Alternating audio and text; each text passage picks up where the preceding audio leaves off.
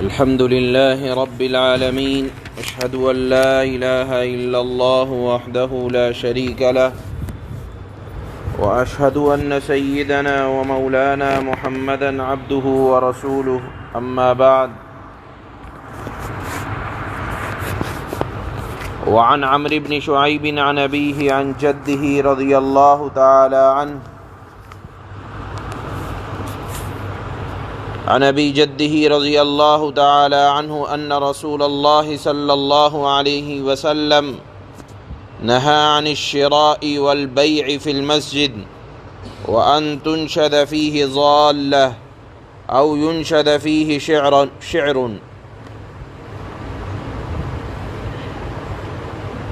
رواه أبو داود والترمذي وقال حديث حسن. یہ روایت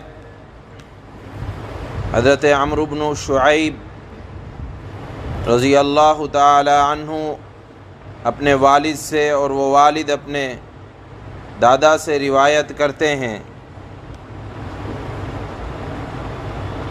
کہ اللہ کے نبی صلی اللہ علیہ وسلم نے مسجد کے اندر خرید و فروخت کرنے سے منع فرمایا.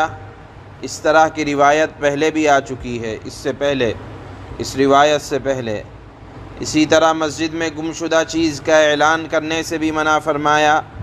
ایک تیسری بات جو آ رہی ہے وہ یہ کہ مسجد میں دنیا سے متعلق یا گمراہوں کے متعلق جو اشعار گمراہ لوگ پڑھا کرتے ہیں، اس طرح کے اشعار پڑھنے سے بھی اللہ کے نبی صلی اللہ علیہ وسلم نے مسجد میں منع فرمایا. یعنی ایسے اشعار جس میں دین کا کوئی مطلب نہیں ہے، اللہ کی تعریف کا کوئی تعلق نہیں ہے، رسول اللہ صلی اللہ علیہ وسلم کی تعریف کے کوئی اشعار نہیں ہیں، ایسے اشعار کو مسجد میں پڑھنے سے منع فرمایا ہے.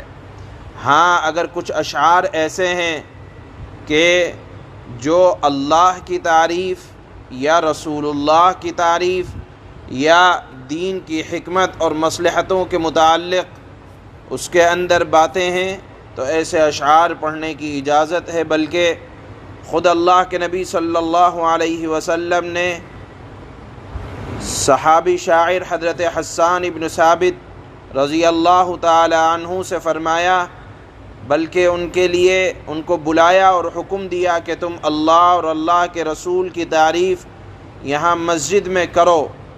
حضرت حسان ابن ثابت نعتیہ اشعار مسجد نبوی میں پڑھا کرتے تھے.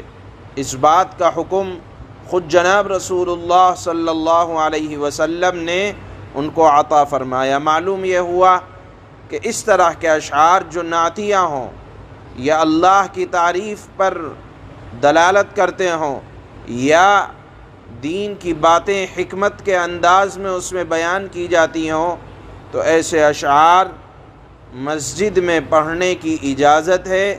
اور اگر ان اشعاروں کا تعلق عشقیہ باتوں سے ہو، نامحرموں کے تذکرے سے ہو، تو ایسے اشعار کی مسجد میں پڑھنے کی اجازت نہیں ہے. دوسری روایت یہ آ رہی ہے، ایک صحابی ہیں حضرت سائب بن یزید، حضرت عمر کا زمانہ تھا. وہ فرماتے ہیں کہ میں مسجد میں آیا تو میں نے حضرت عمر رضی اللہ تعالی عنہ نے مجھ کو ایک کنکری مار کر اپنی طرف متوجہ کیا. یعنی متوجہ کرنے کے لیے حضرت عمر نے آواز نہیں دی مسجد میں، بلکہ ایک چھوٹی سی کنکری اٹھائی اور ان کی طرف اچھالی تاکہ حضرت سائب بن یزید حضرت عمر کی طرف متوجہ ہو جائیں. وہ فرماتے ہیں کہ میں متوجہ ہوا، حضرت عمر نے مجھے اپنے پاس بلایا اور کہا کہ دیکھو وہاں دو آدمی زور زور سے باتیں کر رہے ہیں، ان کو بلا کر لاؤ. جب بلا کر لائے تو پوچھا تم دونوں کہاں کے ہو؟ انہوں نے کہا کہ ہم طائف کے ہیں جو مسجد میں زور زور سے باتیں کر رہے تھے. انہوں نے کہا حضرت عمر نے اگر تم مدینہ منورہ کے ہوتے اور پھر اس کے بعد مسجد نبوی میں زور زور سے باتیں کرتے تو میں تمہیں ضرور سزا دیتا. اس لیے کہ یہاں مسجد نبوی میں تو خاص طور پر حکم یہ ہے کہ زور سے بولا بھی نہیں جائے گا، کیونکہ قرآن میں اللہ نے ایک آیت اتاری لا ترفعوا اصواتکم فوق صوت النبی، کہ تمہاری آواز نبی کے سامنے، نبی کی حیاتی میں ان کی آواز سے بلند نہ ہو۔ اللہ کے نبی جس طرح سے اپنی زندگی میں حیات تھے، آج بھی مسجد نبوی کے اندر آرام فرما ہیں، آپ آج بھی حیات ہیں، تو مسجد نبوی میں تو زور سے بولنے کی اجازت ہی نہیں ہے۔ علماء نے اسی سے استدلال کیا کہ دیکھو حضرت عمر رضی اللہ تعالی عنہ نے مسجد میں زور سے بولنے کو منع فرمایا، حتیٰ کہ اگر خاموش بھی کروانا تھا تو اس کے لیے بھی انہوں نے اپنی آواز نہیں نکالی، بلکہ کنکر کو اچھال کر اپنی طرف متوجہ کیا۔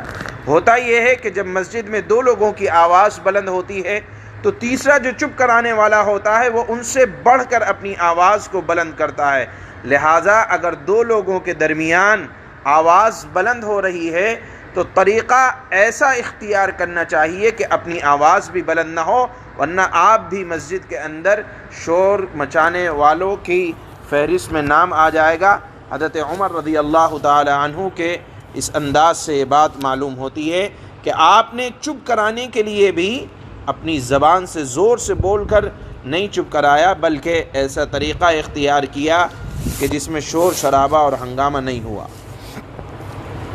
حضرت عمرو بن شعیب اپنے والد سے اور وہ اپنے دادا سے روایت نقل کرتے ہیں کہ آپ صلی اللہ علیہ وسلم نے مسجد میں خرید و فروخت کرنے سے منع فرمایا، اور اس بات سے بھی کہ مسجد میں گمشدہ چیز کا اعلان کیا جائے یا مسجد میں اشعار پڑھے جائیں۔ ظاہر سی بات ہے ان اشعار کا تعلق وہ اشعار پڑھنے سے منع فرمایا کہ جن کا تعلق عشقی انداز میں ہو۔ امام ابو داود نے اور امام ترمذی نے یہ حدیث روایت کی ہے، اور امام ترمذی نے فرمایا کہ یہ حدیث حسن ہے۔ دوسری حدیث حضرت صائب بن زید صحابی یزید حضرت صائب بن یزید صحابی رضی اللہ تعالی عنہ سے ہے، نقل کرتے ہیں کہ میں مسجد میں تھا، ایک آدمی نے مجھے کنکری ماری، میں نے دیکھا تو وہ حضرت عمر ابن خطاب تھے۔ آپ رضی اللہ تعالی عنہ نے فرمایا جاؤ ان دونوں آدمیوں کو بلا کر لاؤ۔ چنانچہ میں نے ان دونوں کو حضرت عمر رضی اللہ تعالی عنہ کے پاس لے گیا تو انہوں نے پوچھا تم کہاں سے آئے ہو؟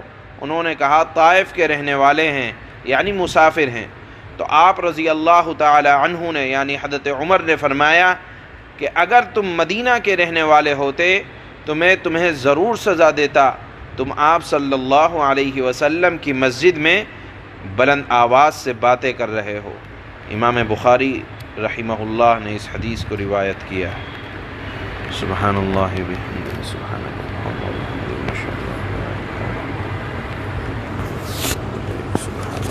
العزت عما